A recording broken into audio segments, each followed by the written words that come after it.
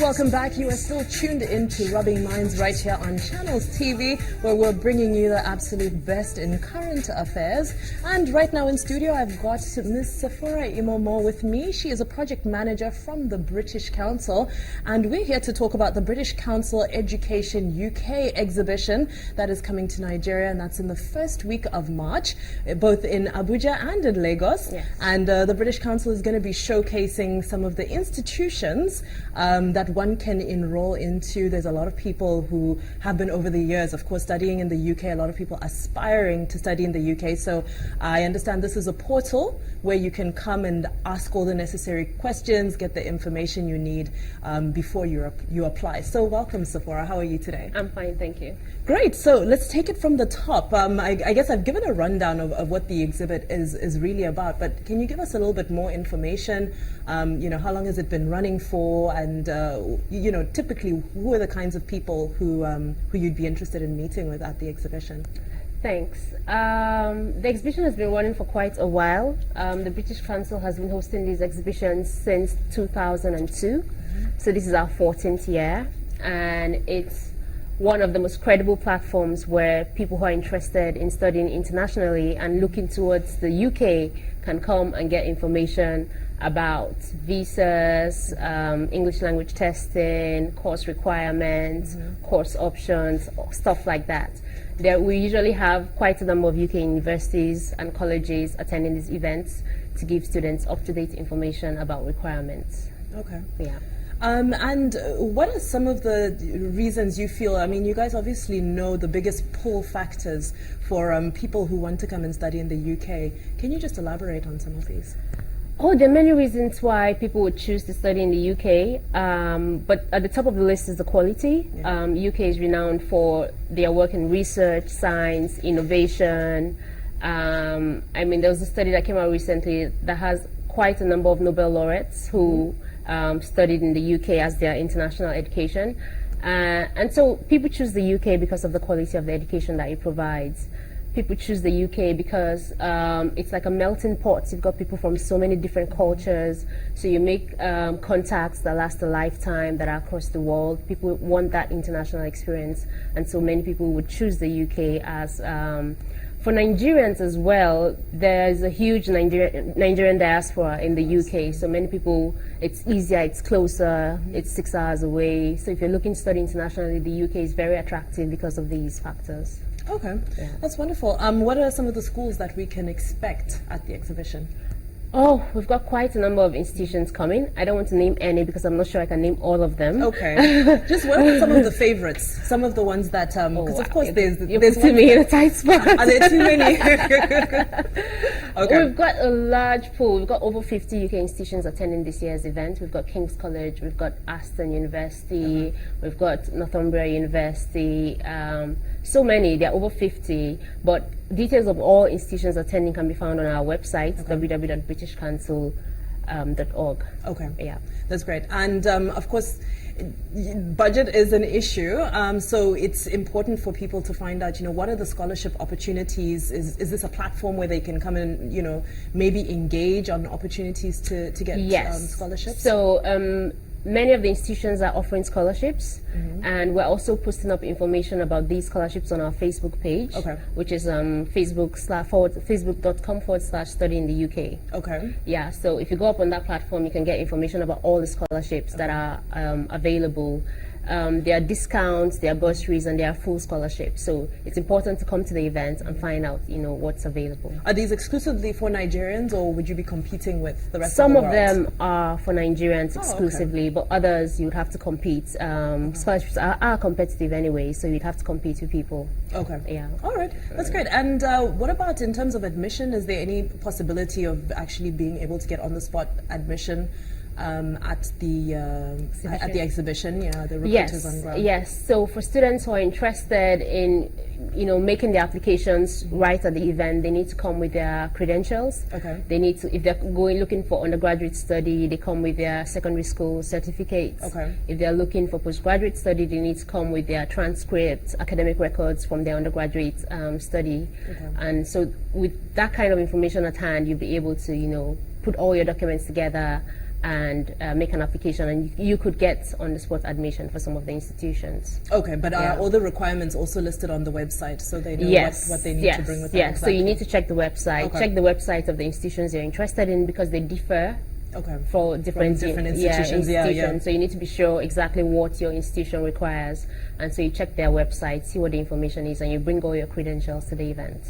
Okay, now I know I've already asked you what's the target audience, but do you have any idea what the ratio is between, for example, an undergraduate study and postgraduate study, and some colleges as well? What's the ratio that's going to be represented, so that people who are interested know whether, they're going to be able to find the institution for them on this platform? Well, we've got a number of universities coming, so they all offer undergraduate and postgraduate study options. Postgraduate study is very popular for Nigerians. So we have quite a number of people going for their postgraduate studies internationally, and many choose the UK. We have some colleges as well that offer technical training. They offer diplomas. Some of them offer foundation year, which you can do before you go for undergraduate study. If you need to do that. Do you do that in Nigeria, or you travel? You do some for most of them you have to travel to the UK to do 1 year foundation, maybe your A levels, stuff like that, before you can go on to undergraduate study. Okay, well, that's very interesting stuff. I feel motivated to go back to school. What are the dates and locations of the exhibition? So we start off in Abuja, March 2nd, at the Transcorp Hilton Hotel in Maitama, from 11 a.m. to 4 p.m. in Abuja. Then we come down to Lagos, and on the 4th of March, we're at the Intercontinental Lagos, and also on the 5th of March at the Intercontinental Lagos from 11 a.m. to 4 p.m. Okay. Yeah. And if you miss out on those dates, what do you do? You can always visit our website. We always have information. Visit our Facebook page, which is facebook.com/study in the UK. We always have information about UK education, what you need to do, stuff like that. Yeah. I tried to get you to mention some of the most popular institutions that people go for. What about some of the most popular courses that you guys have a high demand for? Well, for Nigerian students, there's high demand for business, business administrative courses, law, information technology, ICT, and also oil and gas courses. Okay. Yeah. One major thing I know is once you study abroad, especially, is an element of job opportunities. Do any of these institutions actually help you beyond, or does British Council assist, past graduation? Because it's always like you graduate and then what's next? Okay. So what kind of assistance is available? So institutions have very strong alumni network. Okay. So they host events where alumni can meet each other and network. So the younger people that are just coming out of university get to meet people who are experienced and in the market, and then they can share opportunities and see what's available. So those alumni networks are platforms whereby people can get more information about jobs in the market and things like that. And do any of the alumni attend the exhibition? Yes. So many of them come to the stands to support their alma mater, the institutions they attended. They come to the stands, they speak with them. We also have information sessions that take place during the events. Okay. So in the afternoon of the events, there will be sessions where you can find out about all the things you need. We have different topics. So for people going for undergraduate study, they may be learning about A levels, writing your statement for your application, UCAS guides, how to fill out the application on UCAS. For people who are going for postgraduate study, they'll be learning about specific subjects. So if, for instance, engineering is also popular. So if you want to study engineering, what to look out for, how to prepare yourself. They'll be talking about the format of studying in the UK. Is a bit different from studying in Nigeria. Okay. People are required to be a bit more independent, to do a lot of research, to argue points and put their own points forward. So they'll learn how to work in that kind of environment, so prepare themselves for what study is like in the UK. Okay, so you'll be offering information on that, or little sessions of coaching as well? Yes. There are sessions that take place on the side of the events, where you can get information. And then are you able to, we talked about, some people may not be able to make it for the event. Are you able to still reach out for those sessions after the exhibition is over? I know the idea is for everybody to come and meet with the institutions, but let's say you're not available on those dates and you're very interested and you want the insight and the coaching and the preparation? We are not currently doing podcasts of the sessions, Okay. but that's something we'll probably be looking to do going forward, to have those sessions available for people after the events. Okay. Yeah. Now, a major thing that's happened in the world of education is, I'm sure you read, I think it's been just a few weeks since a number of universities from around the world's qualifications were, stopped being recognized globally, kind of overnight.